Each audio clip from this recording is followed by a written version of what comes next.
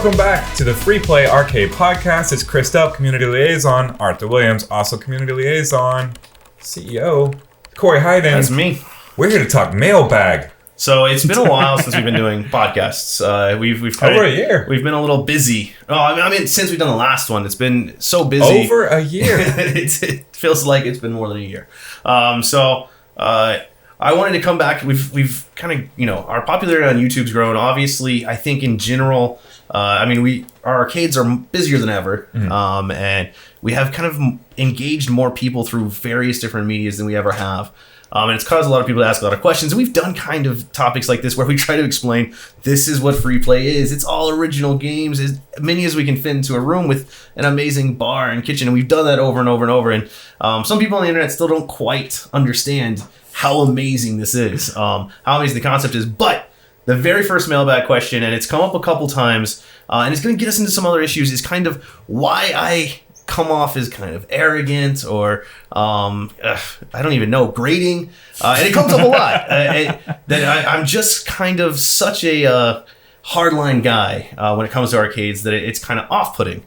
And I wanted to go ahead and step back and talk about kind of my background just for a second as a litigator. So I was one of the most successful young attorney litigators in Dallas by results. And what that means is I went to trial a bunch of times, and none of my cases that I took to trial, I ever lost. Whether it was a jury trial or a judge trial, every single judgment verdict was in my favor.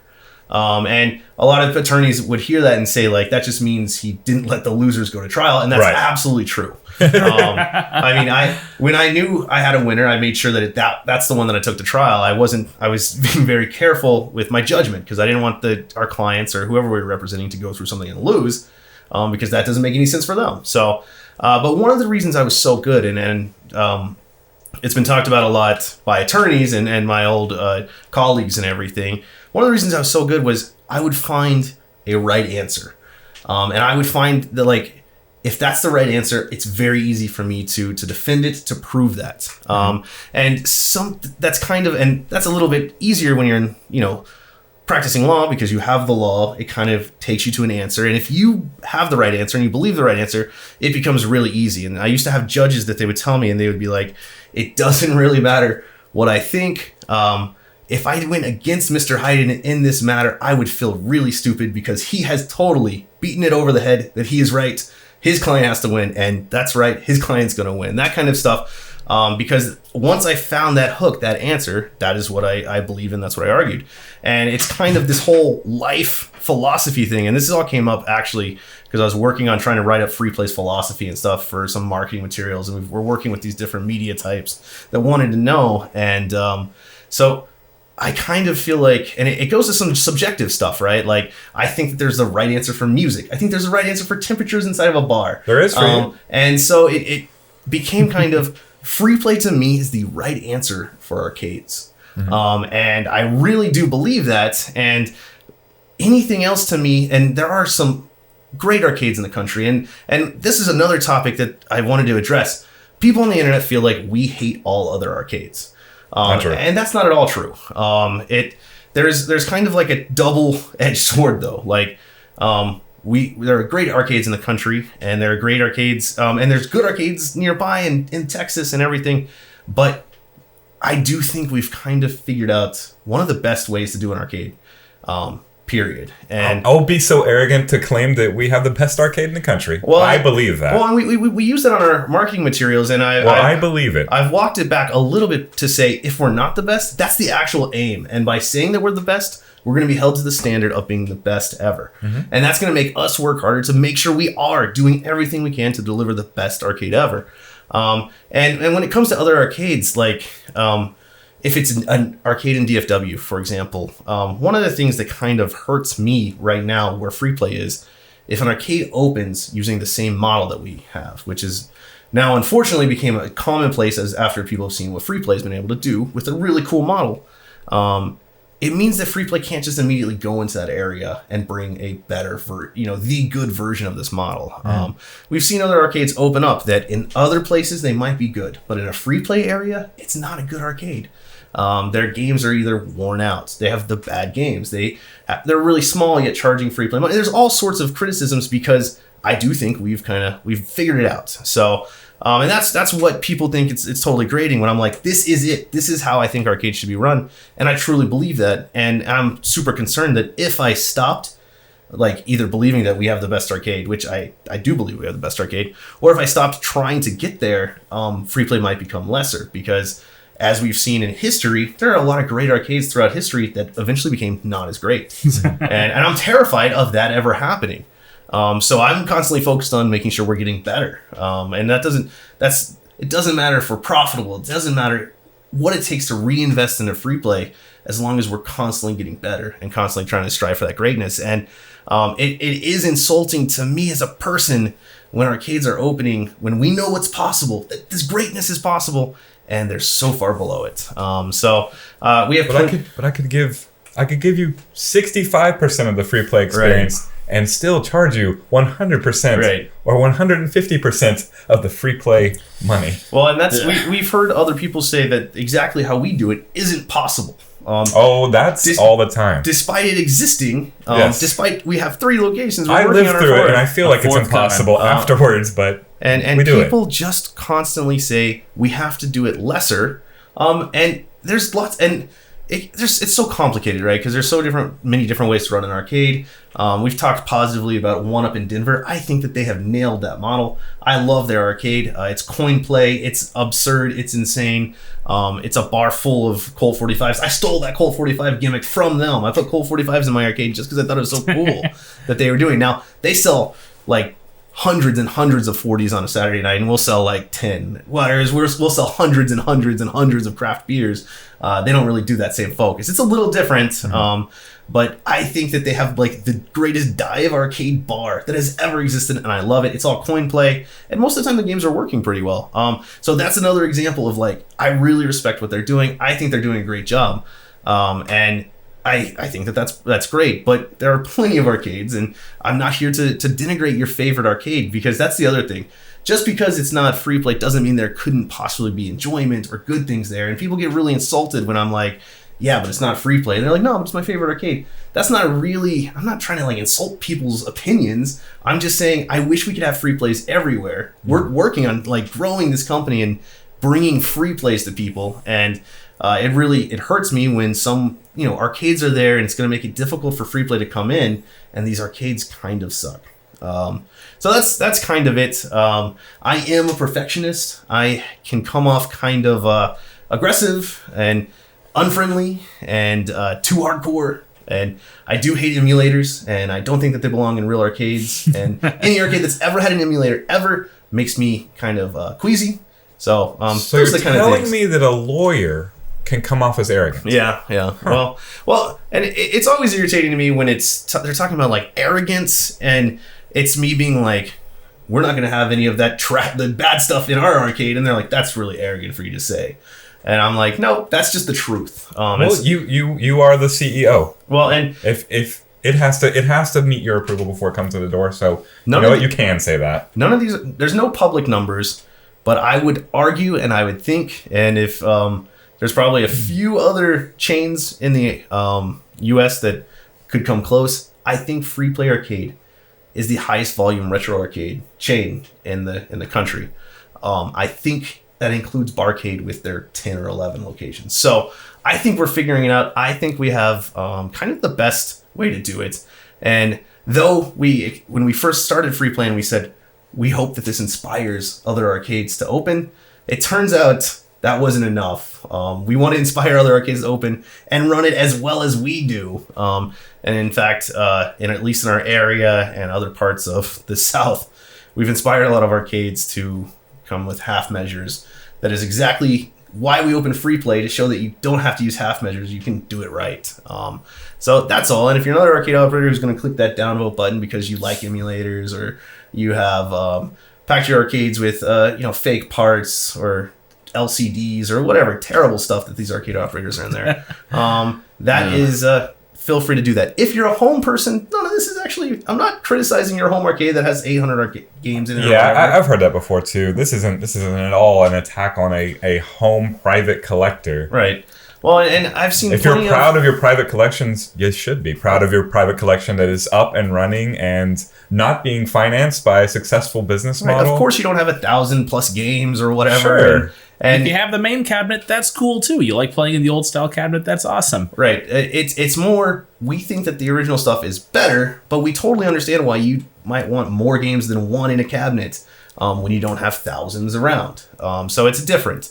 And I guess that is a really important thing. I think this is the best way to do an arcade, but not necessarily a home arcade or anything like that. So I don't know.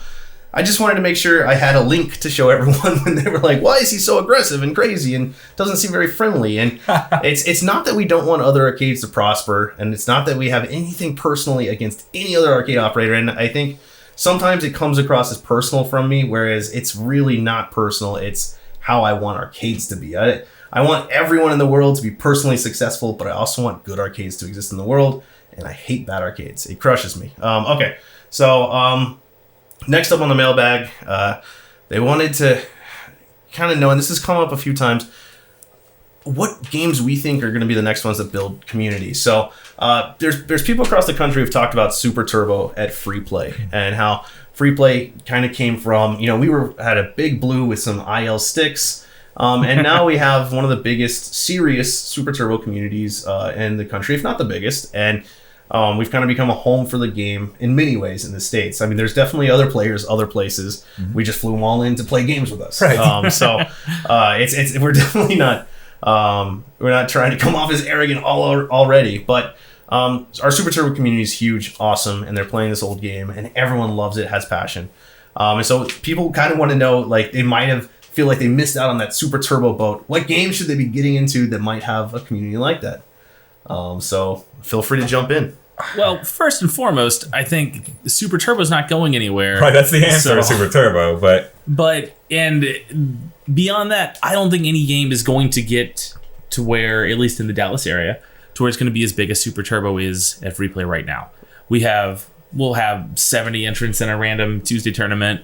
We'll have big 100-man tournaments on once a year. There's a ton of advantages that Super Turbo as a game has over other games in the genre. The arcade, there is no arcade perfect port out there. That is a really big deal, by the way. It's a really big deal. And it's absolutely true.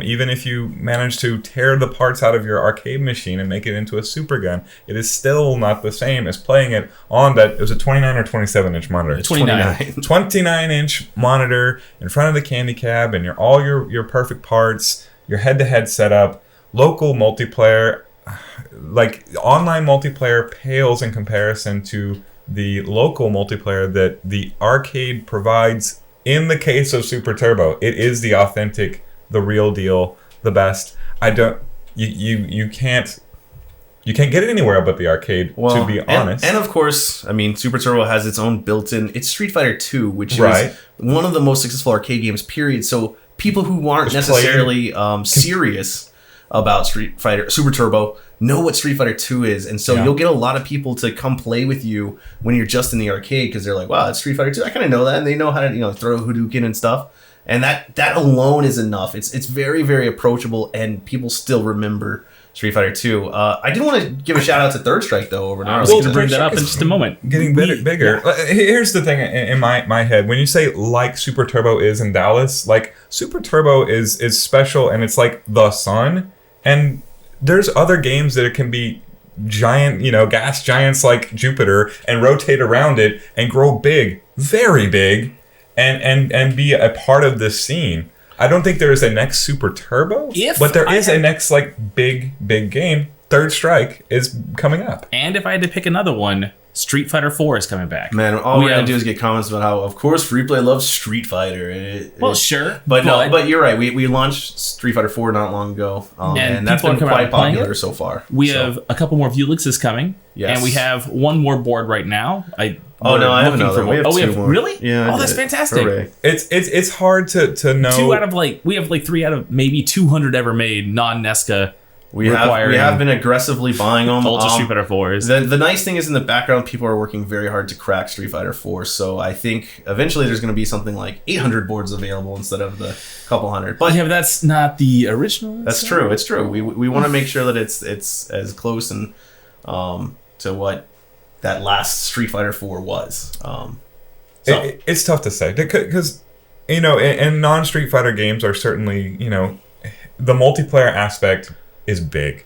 Right. As great as Donkey Kong here can be, it is side by side or alternating multiplayer. Yeah. But that's really not compelling. It's not social.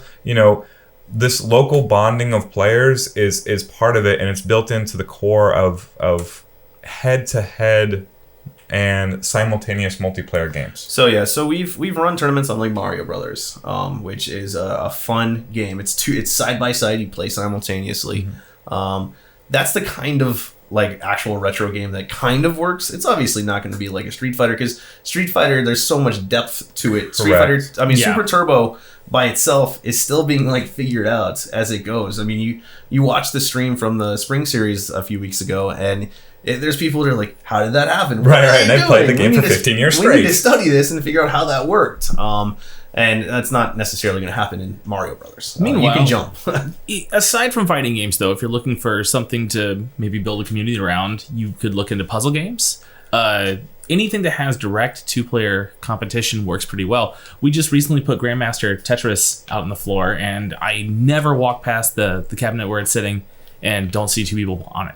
There's always people playing Tetris. Tetris does really well, and most puzzle games. It's the real thing is finding like a group of people that want to build it up, and that's because like in many ways, Super Turbo kind of came about because Chris was there playing games a lot, and there were a lot of people that wanted to play Street Fighter 2, and so Chris was like, then that's the game we're gonna play. Let's go play some Street Fighter 2, and Chris being there as a player so often, even before he was an employee.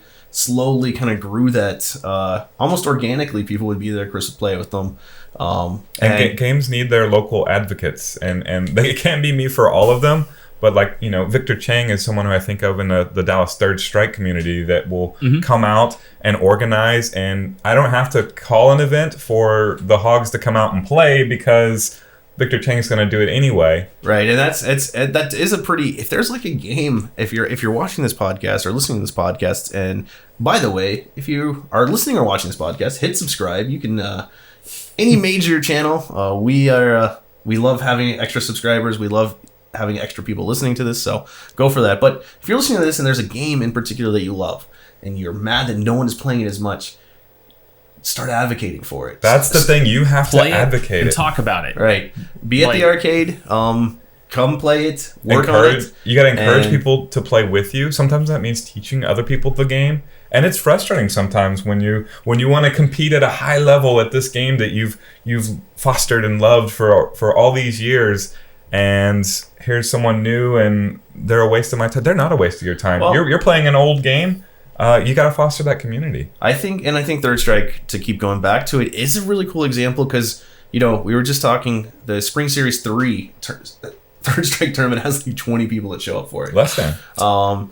After that, though, they started getting serious about the game. And the more serious they got about it, obviously, the more we want to support them. Like, if we see that there's an audience there, we're going to start diving in. There are 2 versus cities, which we haven't figured out what to do. But right now, in Arlington, there's 2 versus cities with Third Strike. And the only way that happened was demand. People started showing up for their events. And then in the Spring Series 4, Spring Series 3, 20-ish, maybe. Spring Series 4, they had 68? 68 players show up to play Third Strike. So happy for that too. And that was what was really great is you saw, the competition gets elevated once a bunch of people start showing up. Once it becomes a major event, so it's all it snowballs. It builds on itself and becomes really big. I can tell you another one that I see building organically is Magical Drop 3, right. A Neo Geo game.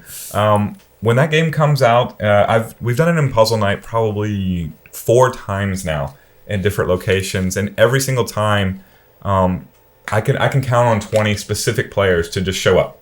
That's right off the top. And these are not, your typical, I don't know what your typical hardcore puzzle game player looks like, but, puzzle games in general have a following. Magical Drop 3 with its interesting character sprites and it's just silky smooth head-to-head play. It's a very quick game, and it's got a lot of love out there in the free play universe specifically. So.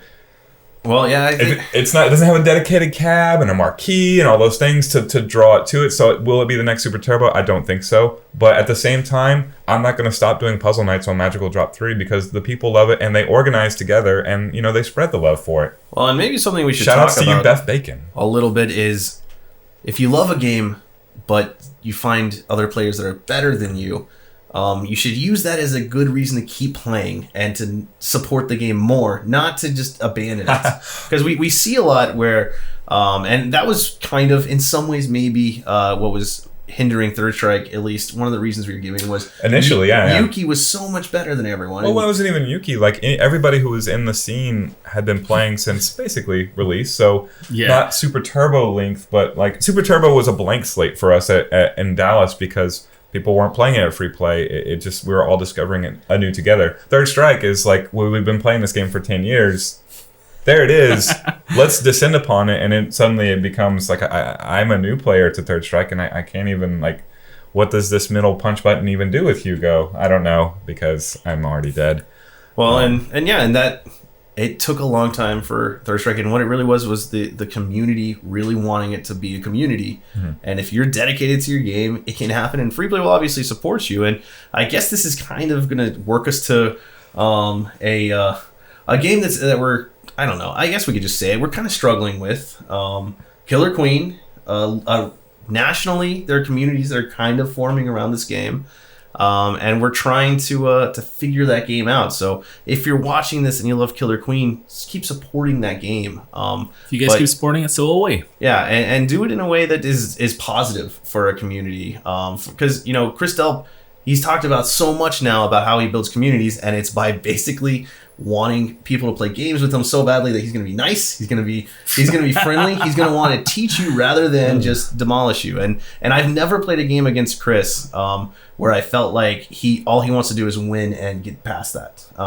And I feel like that was actually one of the biggest things that Chris Delp did with Super Turbo as it builds up. Because Chris, I don't think is a good Super Turbo player, but he was there kind of just there to encourage the play and mess around and have fun playing arcade games. My passion is advocating these games. It's more so than playing them. So, it would be the point where Chris, if someone needed practice against the character, Chris would try to learn the character as best he could really fast so that he would just go play with them. And that's the kind of just background that it takes to get people into games. And that's Killer Queen right now. If y'all love it, keep supporting it, but try to introduce new players to it in a good way.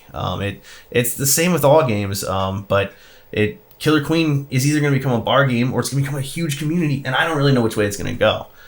So for the 100 or so of you that watch this, if you're into Killer Queen, let's figure out a way to support it in an awesome kind of good way. We have a bunch of other games that are kind of coming, right? We've got Cosmotrons. We've announced looking forward to another indie game, 4-player kind of. They're building as cabinets now, right? Yeah, they are. They are under construction, and they should be here in a month or two from the date of this podcast. So they should start popping up, and we've got all sorts of cool games in the kind of on the horizon. And that does come to what I thought was an interesting question was 2 years ago. I was talking on the Free Play Arcade community group, and they were like, why can't we have this game? And I was like, it kind of violates our 20-year rule. Because at the time, and I might have already talked about this in the podcast, I've certainly talked about the rule, which was once we got to 20 years, it was pretty much, we were going to try to feature it. If it was 20 years old, we were going to bring it to Free Play. But before that, we weren't really going to seek it out. It might pop up here or there, but it wasn't going to be our focus. And they were wondering what the heck happened to that because things are changing. Killer Queen is popping up. Street Fighter 4 just popped up. And I guess I kind of tried to modify it in the community group a while ago, and I wanted to address it. We are now at the point where it turns out I didn't hate new games, or I wasn't. It turns out there just weren't very many good new games, and especially arcade. So especially arcade. So what Free Play has been doing over the past year, as we've kind of we have so many of the golden age games, and we've put so many out, and we've kind of started to explore and try to identify those few newer released good games and try to start featuring them on the floor. Street Fighter 4 in particular was a big challenge, right? Because you have to find a non-Nessica original Street Fighter 4 running the version that you want, because it's not like you can update it without bricking the whole system. And then we have to find Vulixes to go with it. So those are the kind of challenges we've been dealing with right now. But yeah, if we identify a good game, for example, I think Let's Go Jungle is one of the greatest bar date games that exists. And it popped up in 2 of our locations. This is a relatively new game, and it's been super successful. It's not a super serious game, but I think it's good, especially when compared to its peers over this time that it was released. And I've said it before, I think like Sega and Bandai Namco actually do a pretty good job making Pac-Man our Battle Royale. We brought in Pac-Man Battle Royale, and we were against it because we'd been playing the American version a lot, and it didn't feel like Pac-Man exactly. It felt kind of sloppy. And then we found this Japanese version, and there it is. It feels like Pac-Man. We put it out, and those are the kind of games there's no hard rule anymore. If it's an awesome game, we want to find it and feature it. But at the same time, we're also dealing with things like Richardson is full. Like, it's been full for a while, but yeah, Richardson is really full with games. And so where do you put in new games? So anything that comes in, we have to make a sacrifice. So we have to cut something. And if you've been to Free Play Richardson right now, it is stacked. It is, all of our arcades are, and that's the problem, right? I was walking through Free Play Arlington, where we have like 148 games, or at least we did for the spring series. No, we crossed 150 for the first time ever. And I was walking around, I was like, this is so stacked. This is insane. It's like there's discs of Tron, and then it's next to a Donkey Kong, and then it's next to an Excite Bike, and I'm like, disc of Tron is of course next to Tron, which is next to Centipede. Like it just goes on and on and on. And then there's a row of candy cabs running all the best fighters, and it's just it's become to the point that it's really, really hard for us to cut games out of the locations, though we are still dedicated to the rotation.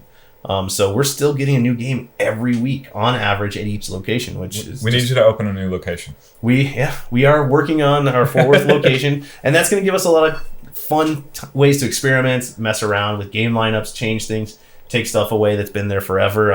I've actually decided, and this is going to happen, Ghosts and Goblins is going to rotate for the very first time ever.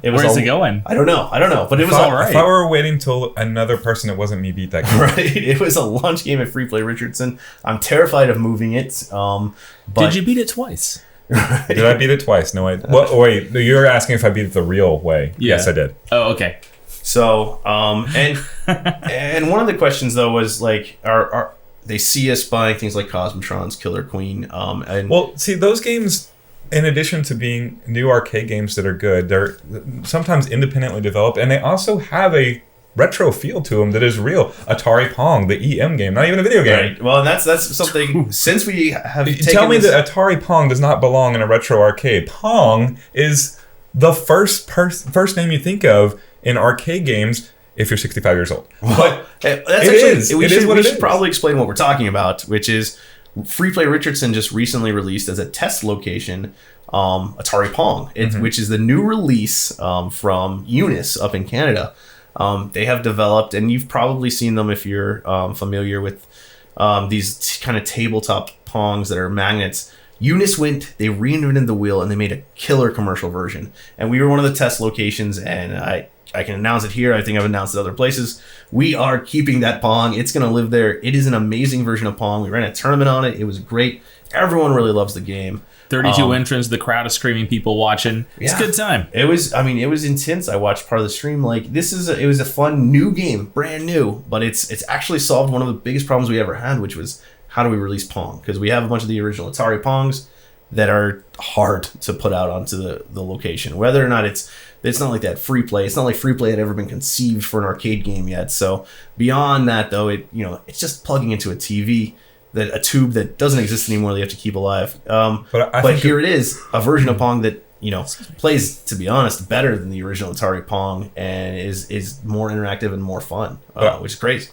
I think of another great retro-inspired new free-play game, Sky Cursor from what is the development? Arrow. Shoot. Sorry, Phil, I forgot the name of the company. But Sky Cursor is an excellent retro-inspired arcade shoot 'em up.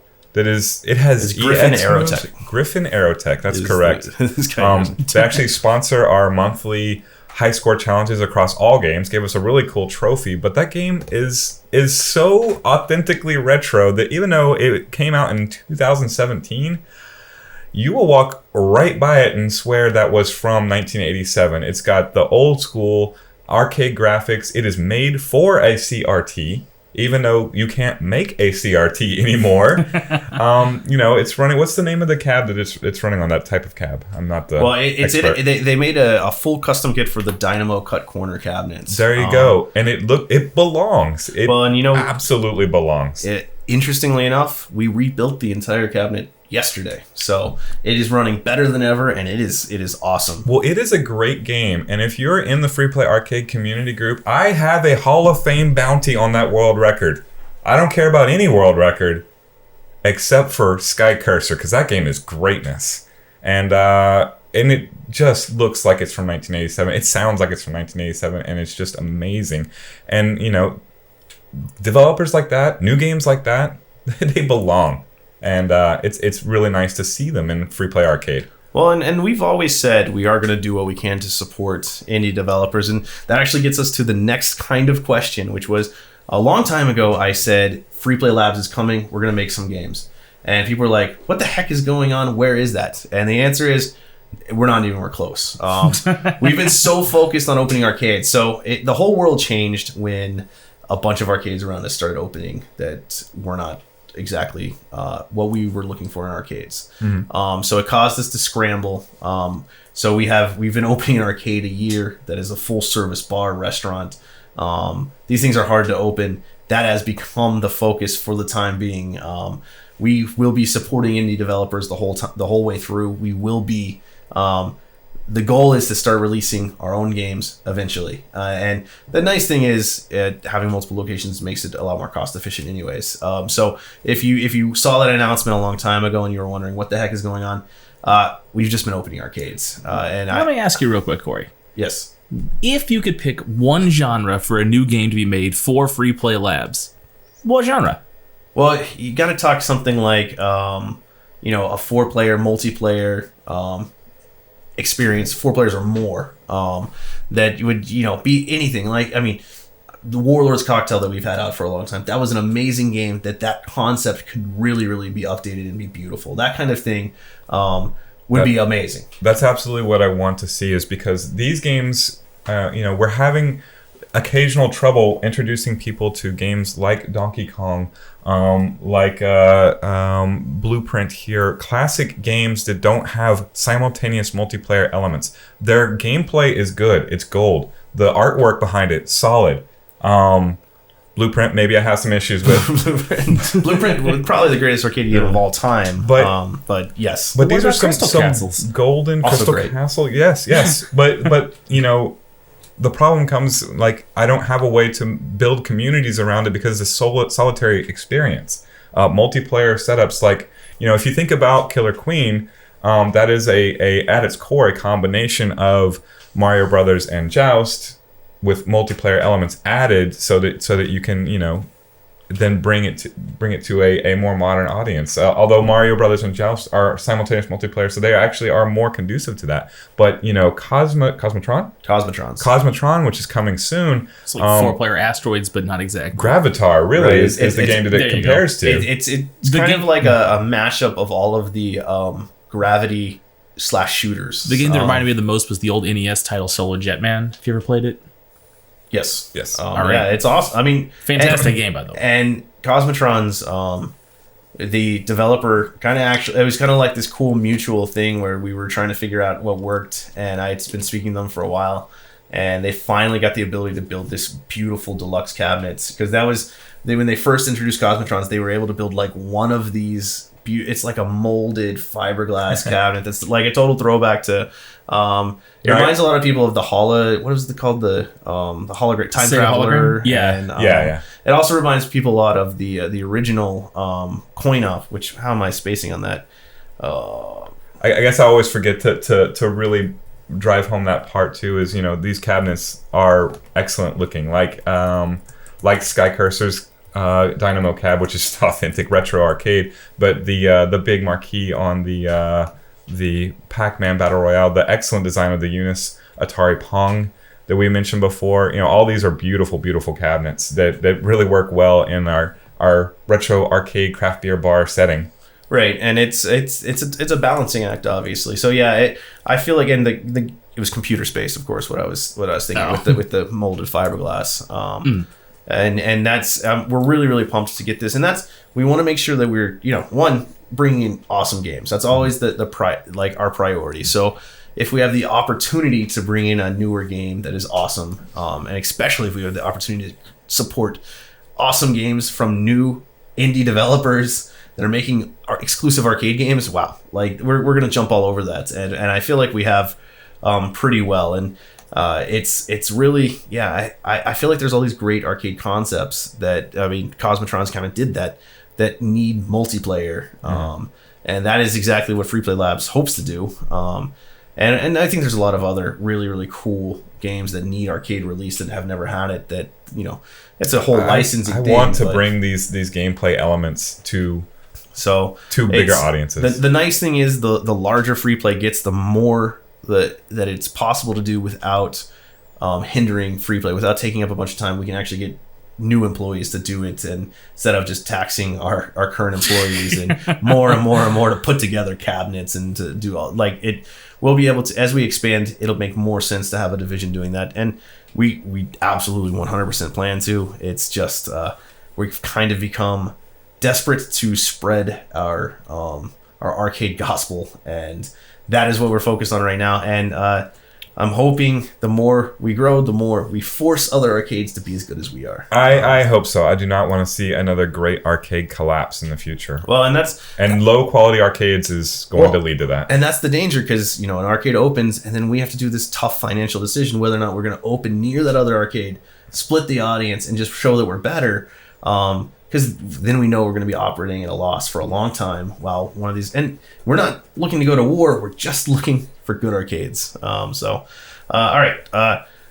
Someone was asking, kind of, and it's been on my mind a little bit because I've been doing this Song of the Day thing that I proposed for the community group, where every single day I'm trying to post a song. Turns out posting something every single day is really hard. But no, I've been staying on top of it pretty well. And we just finished our first 100. But one of the questions that came in a lot was kind of like, what do we pick? What are we looking for in songs that we play at Free Play? Because they came and they were like, they really thought that the music was good, but also different than the other arcades they'd been to, different than just like your radio 80s pop.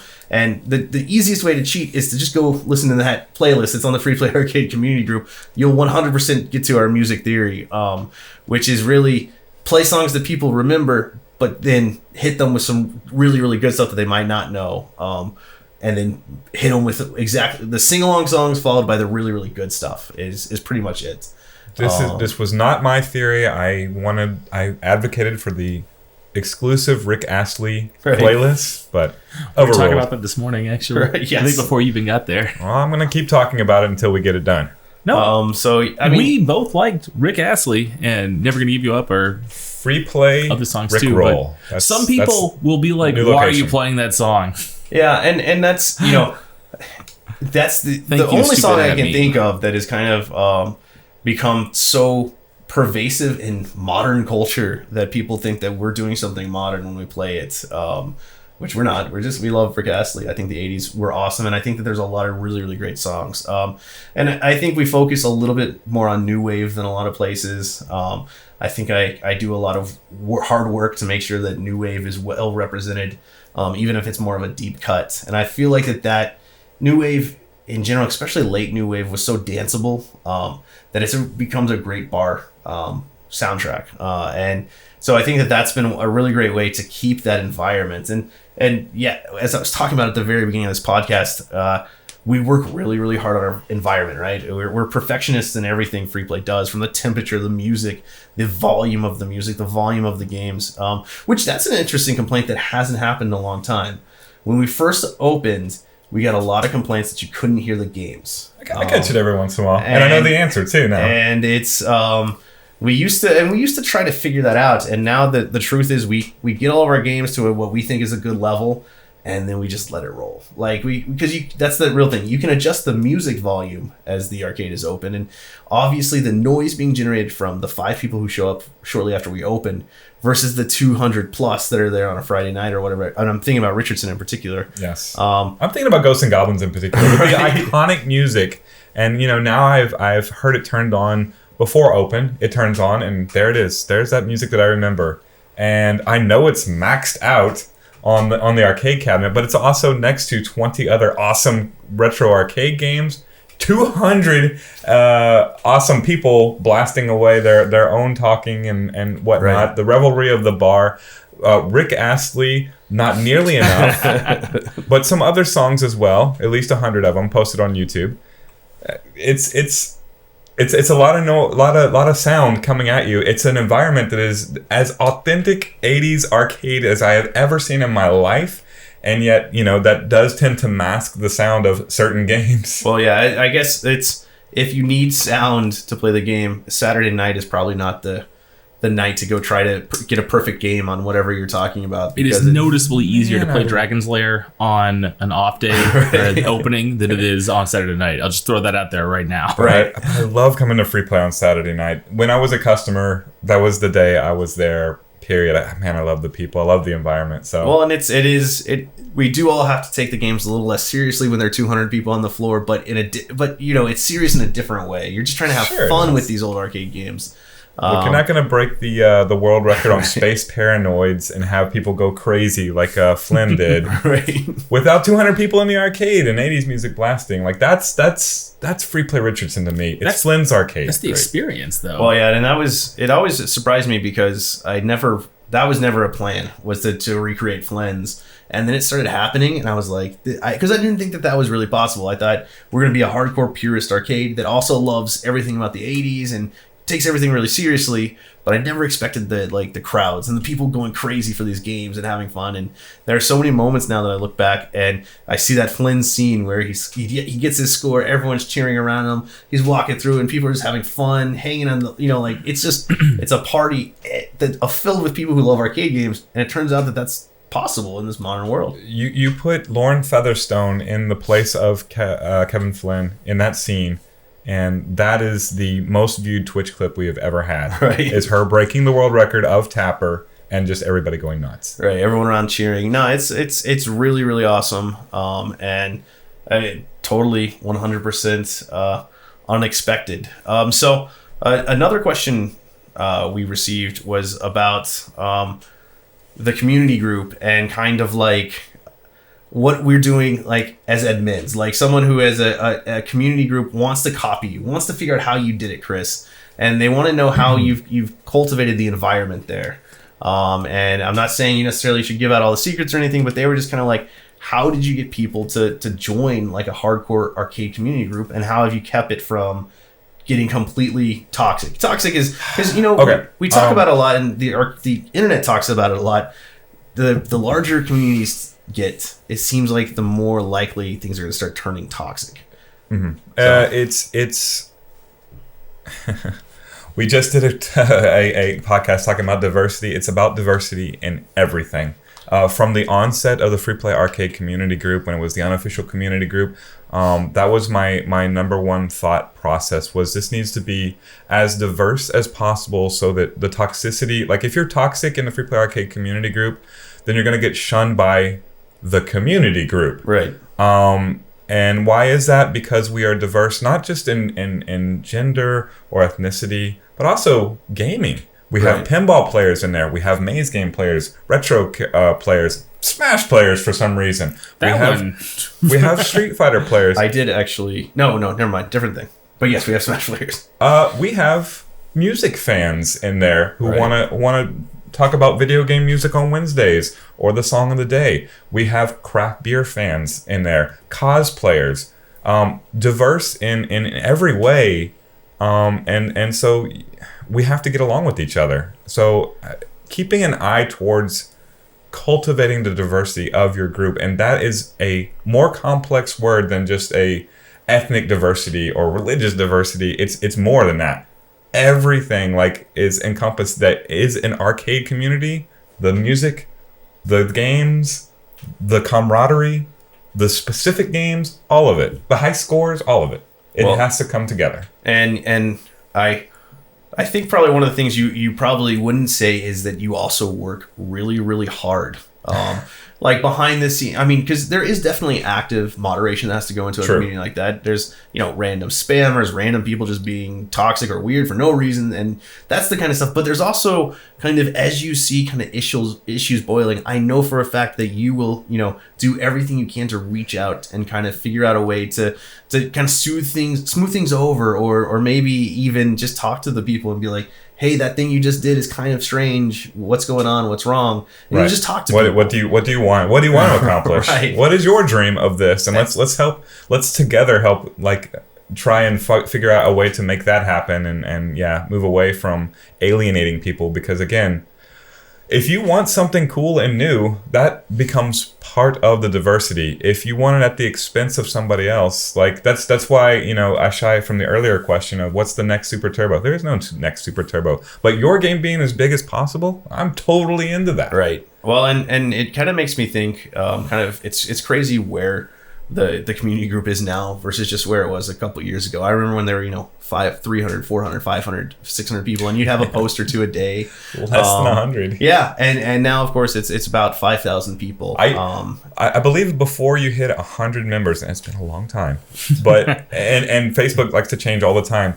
Facebook used to tell me who individually viewed my posts. Right.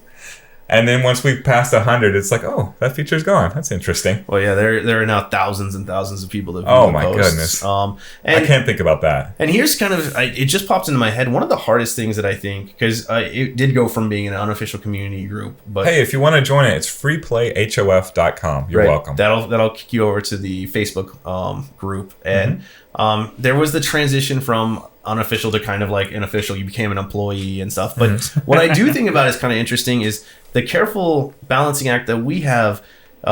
It's like, because it's both a free play group, right? So it's generally for people who love free play and go to free play. Correct. But it's also like this celebration of gaming group. And that's actually kind of a hard balancing act that we have to do, because there is some focus to the group, but we also don't want to be jerks, right? It's like we're not there to like criticize people's ideas. And just today I deleted a post that was talking about Avengers, and it was like, here's a bunch of spoilers for Avengers, but it gave a big spoiler warning. He's like, I thought this was a very interesting article, and I ended up deleting that post because it's just so off topic. Also dealing with the movie that just came out. If you're watching this, Avengers came out last night for midnight releases. And so, you've already seen it, and that's why you're watching this podcast now. Spoiler, Red Skull is the final enemy of Avengers. And he was killed by Aquaman. They changed the actor. I'm thinking of the game. Now we're going to make it relevant, and all of a sudden I have to go undelete that post. No. The old... who made that? Was that Capcom? No, it was not Konami. We're of course talking about the worst beat 'em up ever created. Yeah, that's really bad. Is the Marvel licensing of that period they made, because they saw the success of X-Men, and so then Marvel started licensing all of their things to these. And I'm gonna have to look up to see who I'm criticizing right now. But there was Spider-Man and Captain America: The Avengers. I think Spider-Man was Sega.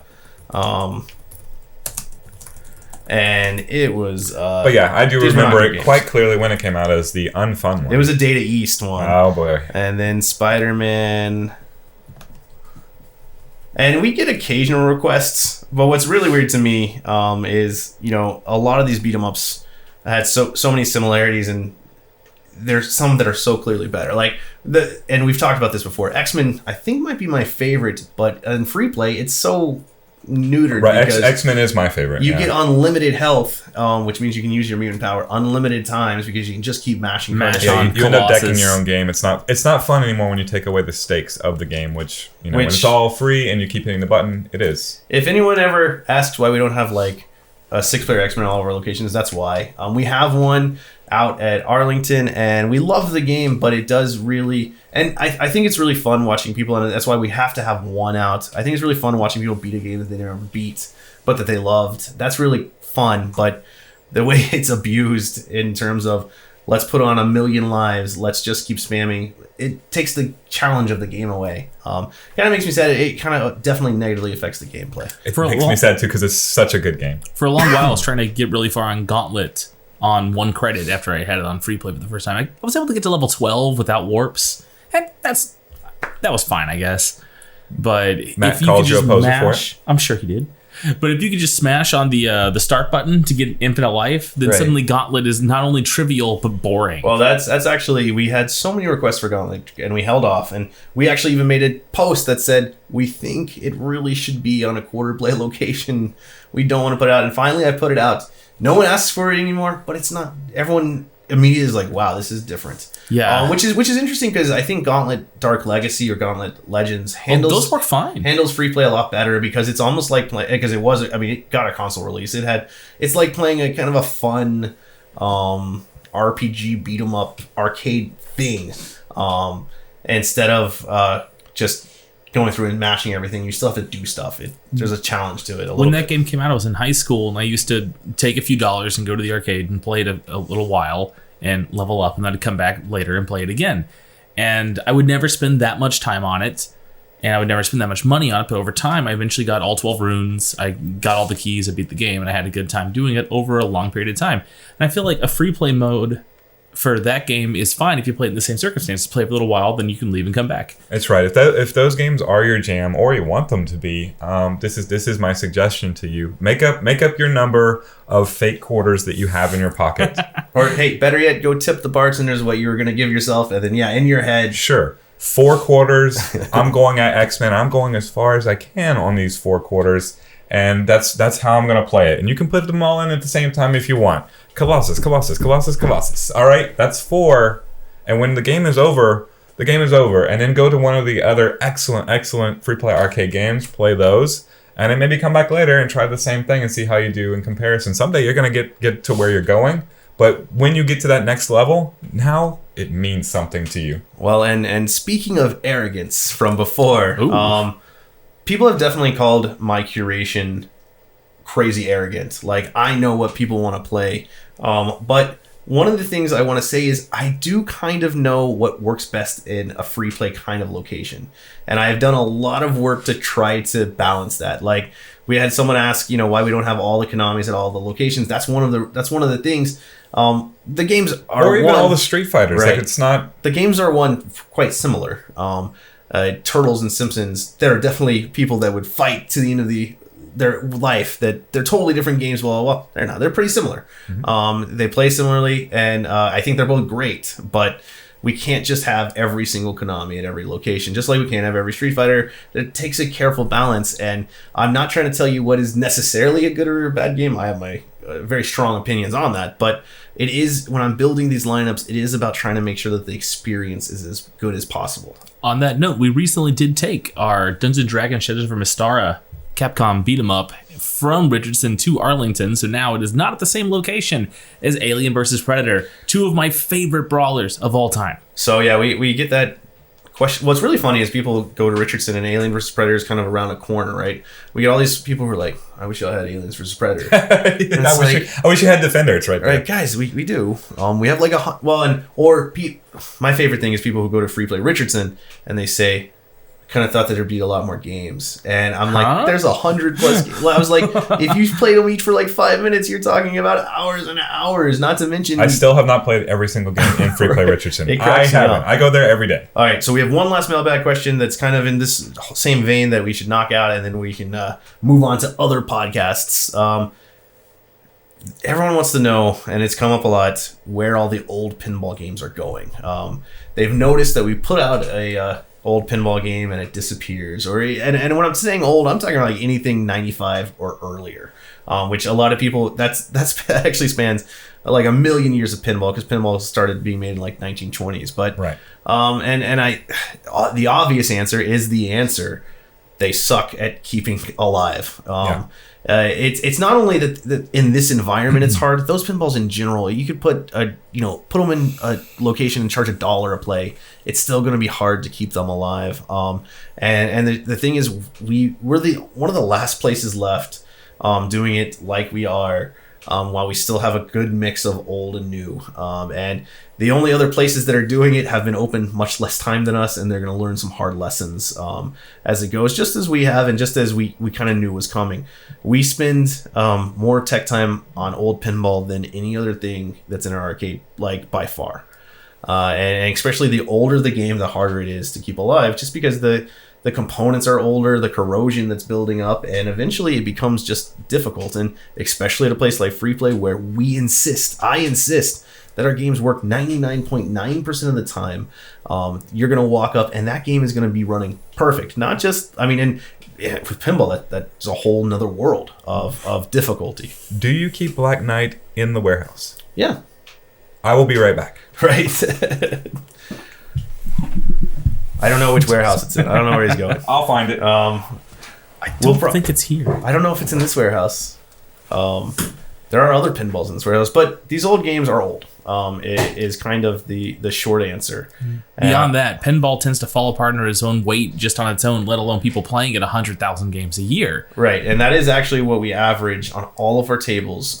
And we haven't checked that in a while, but for more than a year, we averaged 100,000 plays a year. I wouldn't be terribly surprised if Arlington is slightly less now, just due to the volume of pinball tables out there. That was true when Arlington had 12 or 14 tables. Now it has 24 plus at any time. So hopefully it's slightly less, but they're still getting played a ton. I've definitely seen a Saturday where every single table is taken from pretty much open to close, with credits being run through it. And we are dedicated to these old tables. One of the other interesting issues that we have is, while we love all these old tables, there is this huge kind of modern bias to the pinballs, like the rankings and everything. And what people think is a good pinball has changed a lot. So we're dealing with that. Like, if you look at the top 20 list, I don't think there's anything from before 1985 on any of the lists, even the ones that are kind of old biased.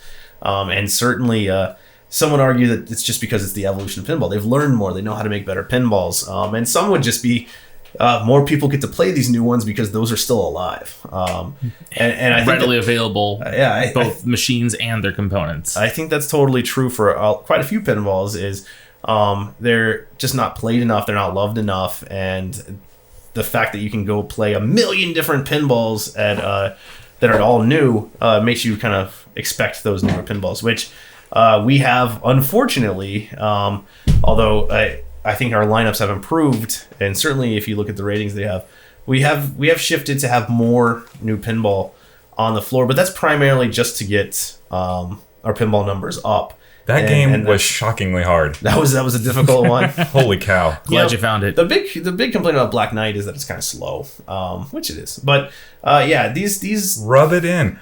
I tried. Look, I tried. Really good. I tried. The first ball just went. But one thing though, I have to recognize though, is Chicago Gaming and Planetary Pinball remaking the all-time great pinballs, which makes it more likely that we can have them on the floor. And their classic editions are very difficult to tell apart. Medieval Madness, Attack from Mars, and now Monster Bash. We get to put those tables on the floor. They're one of my favorites. Well, and we have a Medieval Madness original just sitting that we'll probably never put out because we weren't sure that when they were making the new remakes that they were going to be close. No, I can't really tell them apart. It takes a very, very keen eye, and to be honest, I don't know if I would ever say that I prefer playing the original versus the remake. I think the remake is fantastic. I would feel awkward putting out the original just because of the cost. Right. It's ridiculously expensive. We have some ridiculously expensive games out there, but I will grant you. There's when we play a game like Super Turbo, and like it's all about the authentic original arcade everything, and that there is an experience that cannot be replicated. When you play a pinball game like Medieval Madness or any other great one, the game itself changes as the pieces change, right, as the paths change grooves. Like even within your own game, the table is changing, and how it plays changes, and how to make that shot. It may be a nuance, but it's there. So an authentic experience of Medieval Madness. If you play Medieval Madness on your PS2,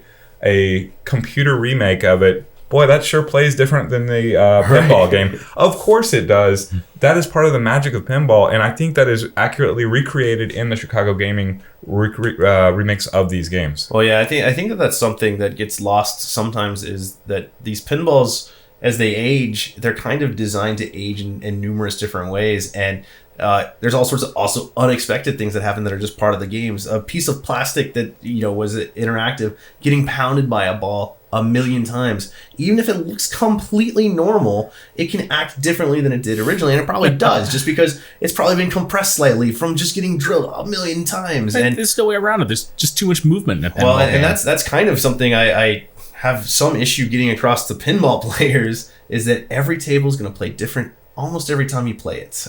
Even within games, I can feel it change. Well, what I really love is, when pinball players will shake the table and they'll actually move one of the legs slightly. It could be a slightly different, minuscule change, but you might have changed the angle of the game ever so slightly by shaking the heck out of it.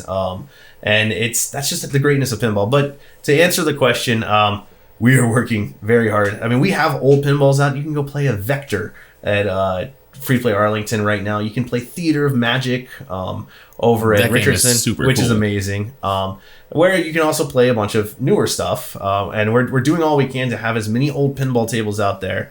And we're 100% dedicated to it. We unfortunately have about 10 lined up right now that have had catastrophic failures over the last 3 months that we are dealing with as fast as we can. The great thing is it's free play, so at any free play arcade location, we will have a new one there if one catastrophically breaks the next day. We are no one in the world is quite as insane about us as having working games, and we have more working games than I think everyone or anyone. And that's what the press said, not just me. It's not just arrogance coming across. It is just the truth. And part of what I like about your arrogant claims about free play, come into the doors of Free Play Arcade and bring that thought process in and come see how it is, because that's how Free Play Arcade is. It is the greatest arcade. It is the best upkept games. It is usually when I say I work at a retro arcade and people haven't heard of Free Play, they're like, oh, but does it have Ms. Pac-Man? Yes. And does it have this? And yeah, about like 9 of the first 10 games you're going to say yes, they're in there, and some games you've never heard of, and they're all going to be immaculate whether you've heard of them or not. And it's if you're listening to this and you live hundreds or thousands of miles away, know that other people are traveling that far to come to Free Play. Sure. Every weekend we get people who have come, not necessarily just to come to Free Play, but there are people who make the trip just to come see Free Play. Last night we just entertained someone who came out from Northern California who learned about Free Play through watching the Spring Series broadcast, The Wide World of Fighting Games, and was like, whoa, you guys have an ST scene there like that? Let me see that for myself. Showed up on a random Thursday, didn't announce it, and found out that yes, indeed, we do have that ST scene. So right, it's make the trip, come see us. We're doing our best to come to you as fast as we can, but if you're hundreds of miles away, it could be a while. So go ahead and just figure out a way to come out and see what we have, because it's amazing. But if you are making that trip, give me an email. Chris at freeplayinc.com. I'll respond, and we'll see if we can line up the players for the game that you want to play. Yeah, and it doesn't matter what game it is. Anything from, if you're a Marvel Madness hardcore, we've got players for you. If you love attacks, we've got players for you. I'll play it myself. If you love some obscure Play Choice 10 game, we've got it. We have players. If you think that the Megatech version of some game is the best version, we probably have that too. And the list goes on. But that's this podcast. We hopefully knocked out a lot of mailbags. Maybe you'll never have any questions and you'll just keep coming to Free Play. But for now, we are all signing off. I'm going to go play some more Black Knight. Nice. Thanks, guys. Have a good time.